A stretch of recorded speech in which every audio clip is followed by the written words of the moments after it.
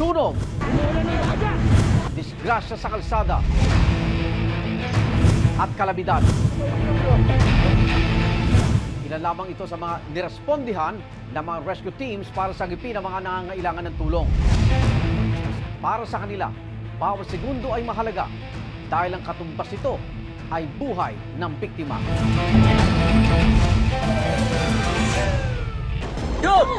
Pagsabog ng Bulkan Taal, paglaganap ng COVID-19 virus, pagyanig sa iba't ibang probinsya, pagtubok sa mga ari-arian, at pananglasa ng sunod-sunod na bagyo.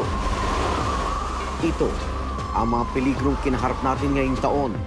Sa bawat sakuna at kalamidad, nariyan ang mga first responder to the rescue. Sa Cauayan City sa Isabela, gamit ang rubber boats, inilikas ng Cauayan City Disaster Risk Reduction Management Office Rescue Team ang mga residente na apektado ng bahang dulot ng bagyong Ulysses. Medyo nahirapan kasi umuulan at kulang yung ilaw namin. Hindi waterproof kaya hindi tumatagal. Nakita namin maraming bata pag naiyon, kaya sinuloy pa rin namin. Siyempre nakakawa yung mga bata eh. Sino ayaw sumama? Pasamahin mo! Ama, delikado, ama! Delikado! Kawawa kami rito, ha! Pabalik-balik kami! Sumakay na kayo! Pero di mo rin may iwasan kasi iba, ayaw umalis ng bahay, ayaw nyo ng ligasin. May ibang kamag-anak na lang nila pinapasama nila. Tapos sila, yung iba nagpapaiwan para bantayan daw yung gamit. Isa sa mga naabutang humingi ng saklolo ay sina Rol Danilo Bagara at ang kanyang misis. Umabot na sa binti ang baha sa ikalawang palapag ng kanilang bahay.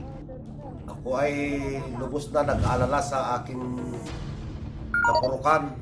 Kaya tumawag ako ng rescue team na sumaklolo po sa amin. Lubos na nagpapasalamat sa rescuer po na sumaklolo sa ating kapurukan dito sa Barangay San Luis. Sinakay ang mag-asawa sa rubber boat.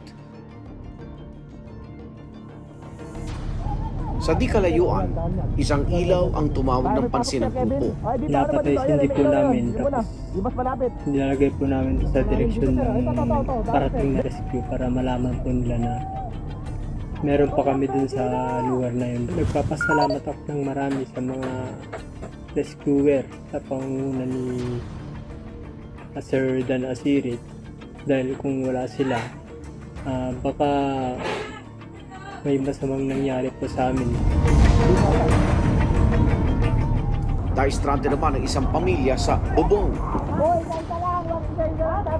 Mabilis silang sinaklolokan ng rescue team. Masaya, kaya naman kahit pa paano dahil alam mo na kailangan yung kababayan mo at ibibigay mo yung tulong na kailangan nila kahit pa paano yung effort na mapalitan ng pasasalamat ng mga taong natulungan. To the rescue rin ng Cauayan City DRRMO Rescue Team sa mga nangangailangan ng atensyong medikal, gaya ng pasyenteng ito na inatake ng mild stroke. Sinubukan nilang gisingin ang pasyente sa pamamagitan ng sternal o chest rub.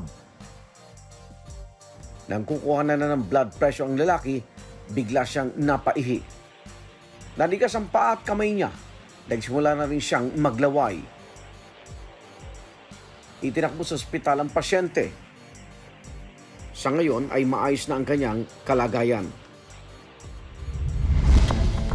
Isa rin sa naitampok ng alisto ngayong taon ng buwis buhay na pagresponde ng Response Fire Volunteer sa sumiklab na sunog sa Addison Hills sa Mandaluyong City.